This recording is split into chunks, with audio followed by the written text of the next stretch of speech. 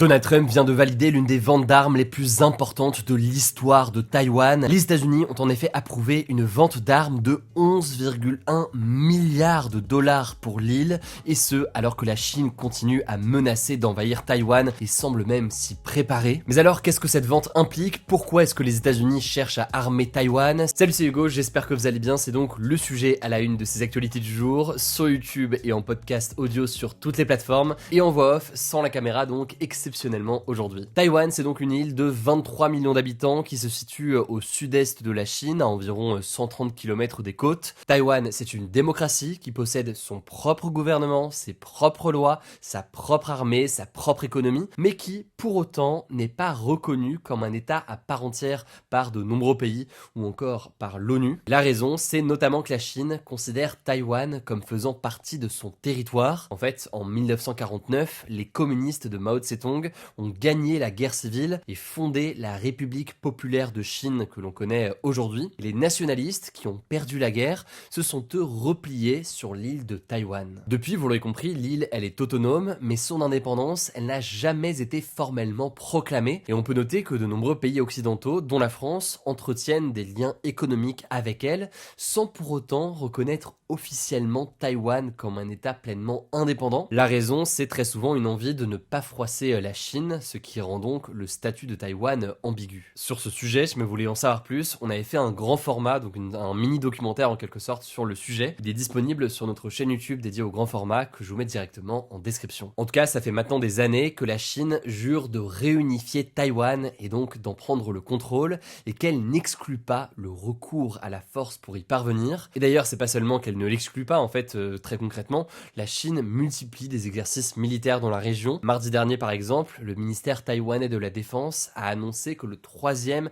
et plus récent porte-avions chinois avait traversé le détroit de Taïwan, alors qu'en parallèle, des avions chinois s'approchent également fréquemment de l'île. Alors, pour faire face aux menaces de la Chine, le président taïwanais Lai Ching-te a déjà annoncé fin novembre vouloir dépenser 40 milliards de dollars supplémentaires pour renforcer sa défense sur les prochaines années. Le président a aussi affirmé vouloir augmenter en 2026 les dépenses de défense à plus de 3% du PIB et 5% à l'horizon 2030. Donc on parle là de la proportion des dépenses militaires à l'échelle de l'économie taïwanaise qui augmenterait au fil des années. Et on peut noter au passage que c'est une augmentation qui est notamment demandée par les États-Unis. Et donc en plus de toutes ces augmentations, je le disais, une vente historique vient d'être approuvée par les États-Unis. C'est une vente d'armes de 11,1 milliards de dollars. C'est la vente la plus importante depuis 2001, lorsque George W. Bush avait validé la livraison de 18 milliards de dollars d'armes à Taïwan. Alors c'est encore une vente qui doit être validée par le Congrès, donc le Parlement aux États-Unis, mais a priori c'est surtout une formalité, parce que autant dans le cas de la guerre en Ukraine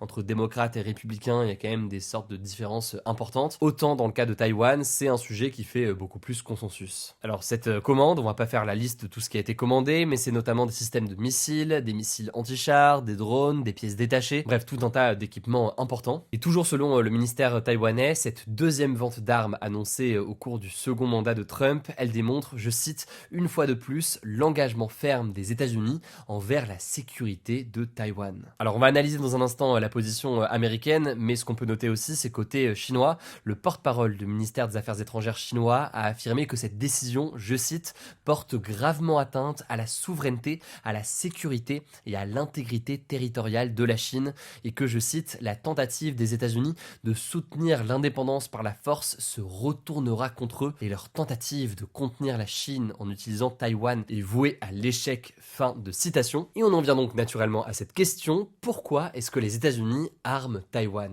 Eh bien, il y a plusieurs raisons. Alors déjà, factuellement, c'est quelque chose de très concret, mais il faut savoir que les États-Unis, ils sont légalement tenus de le faire, en tout cas évidemment côté américain. En effet, il y a notamment le Taiwan Relations Act qui a été voté par les États-Unis en 1979 et qui oblige le pays à fournir à Taïwan des armes et des équipements pour lui permettre de se défendre, et ce alors que, on l'a dit, il y a une absence de reconnaissance diplomatique officielle. Bon, mais ça en soi, c'est pas l'élément évidemment le plus important, parce que des lois, ça peut éventuellement se changer. En fait, derrière ça, il y a plusieurs raisons. Alors la version officielle, on va dire, c'est que les États-Unis affirment vouloir défendre la démocratie et les valeurs occidentales dans la région, qui seraient donc menacées militairement par la Chine. Mais vous vous en doutez, derrière cette raison officielle, il y a aussi d'autres enjeux stratégiques extrêmement importants pour les États-Unis. Et le premier enjeu, il est d'ordre économique. Si Taïwan est aussi important aujourd'hui, c'est c'est notamment parce que Taïwan abrite certaines entreprises importantes, notamment l'entreprise TSMC. C'est tout simplement le plus grand fabricant de semi-conducteurs au monde. Et les semi-conducteurs, qu'est-ce que c'est? C'est donc des puces avancées, ultra miniaturisées, qui sont aujourd'hui au cœur de quasiment tous les appareils que vous connaissez,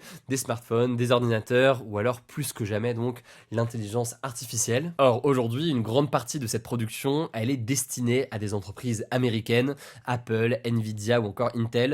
Bref, forcément, les États-Unis n'ont pas intérêt à perdre donc cette ressource stratégique. L'autre point qui n'est pas non plus négligeable, c'est que Taïwan occupe une position stratégique dans l'océan Pacifique. Il faut savoir que les États-Unis et plus largement en fait une grande partie du commerce maritime mondial dépendent de voies maritimes autour de l'île pour transporter leurs marchandises. Et donc si la Chine prend le contrôle de Taïwan, elle prend aussi le contrôle sur une voie extrêmement stratégique. Bref, vous l'aurez compris, en soutenant Taïwan, les États-Unis cherchent aussi à protéger leurs intérêts et à montrer qu'ils restent des alliés fiables face à la Chine. Alors vous l'avez peut-être vu dans l'actualité ou autre, certains font le parallèle avec l'Ukraine, mais d'autres estiment qu'en réalité, les intérêts des États-Unis dans la région et autour de Taïwan, ils sont beaucoup plus importants, en tout cas aujourd'hui, que les intérêts américains en Ukraine. Ça veut donc dire qu'en cas de potentielle invasion venant de la Chine sur Taïwan, potentiellement on peut imaginer une sorte de riposte de la part des États-Unis. Mais cela étant dit, il y a beaucoup d'incertitudes là-dessus et surtout, ce n'est pas quelque chose qui est d'actualité aujourd'hui. Quoi qu'il en soit, bien entendu, on va suivre l'évolution de la situation. Je vous laisse avec Samy pour le reste de l'actualité et je reviens juste après. Merci Hugo et bonjour à tous. On commence avec cette actu, la signature de l'accord de libre-échange entre l'Union européenne et les pays sud-américains du Mercosur est reportée à janvier 2026. C'est ce qu'a annoncé ce jeudi la présidente de la Commission européenne,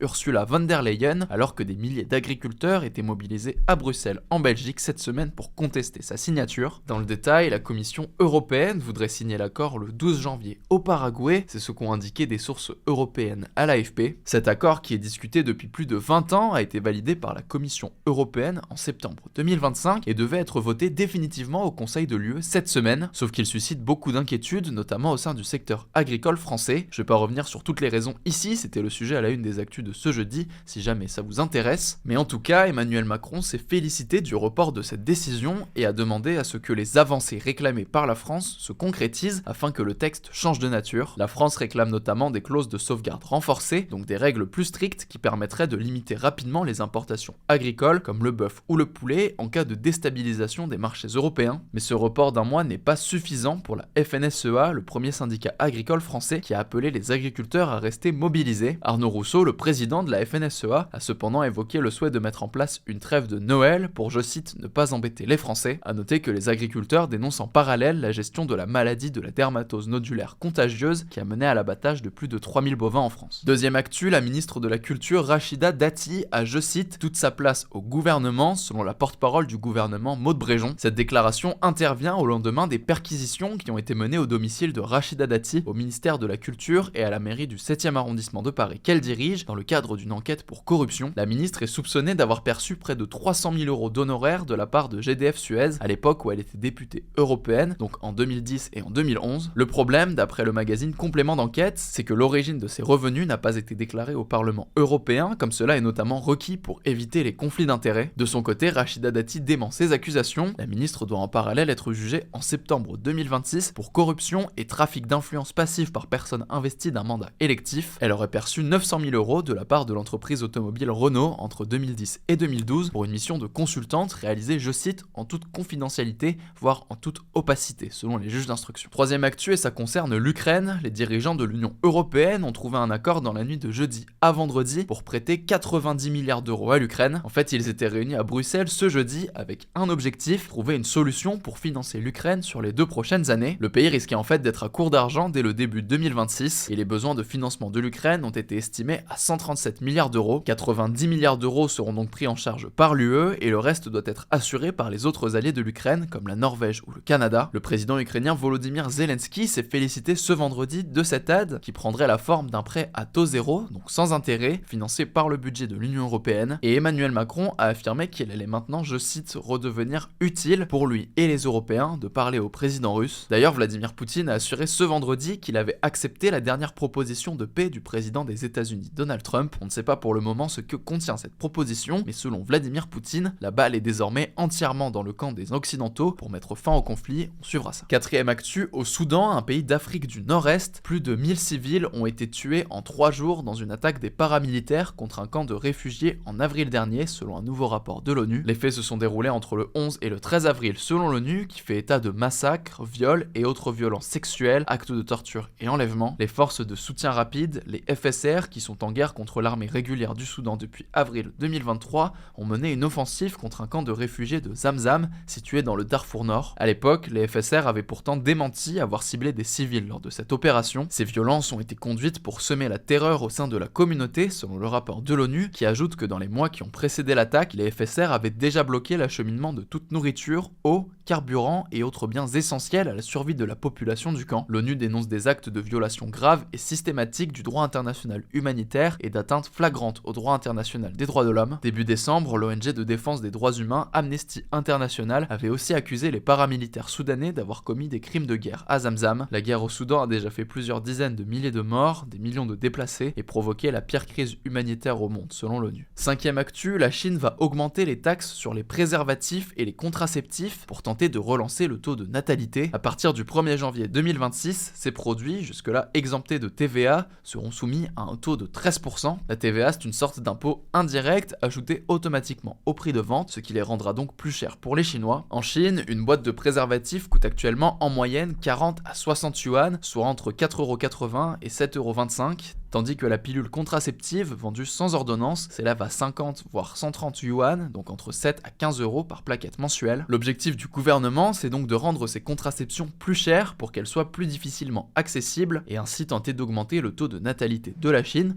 donc son nombre de naissances qui atteint son niveau le plus bas depuis la création de la République populaire chinoise en 1949. Pour vous donner une idée, on comptait 18 millions de naissances en 2016 contre 9,6 millions en 2022. Et après plus de 30 ans de politique de l'enfant unique qui autorisait les parents chinois à n'avoir qu'un seul enfant jusqu'en 2015, avec quelques exceptions, la Chine a introduit de nouvelles mesures pour encourager les naissances. Elle a par exemple mis en place des subventions pour les enfants supplémentaires. A noter que les experts estiment que la mise en place de taxes sur les préservatifs et les contraceptifs ne devrait pas avoir d'impact majeur sur le comportement des couples. Et on termine avec cette actu et c'est une bonne nouvelle, l'Assemblée nationale a voté ce jeudi en faveur d'une loi visant à réhabiliter les personnes condamnées pour homosexualité en France entre 1942 et 1982, date à laquelle l'homosexualité a été dépénalisée. L'objectif de ce texte, voté à l'unanimité, est de reconnaître officiellement que leur condamnation était injuste. Le texte doit maintenant faire l'objet d'un compromis entre les députés et les sénateurs, qui sont notamment en désaccord sur la question de l'indemnisation des personnes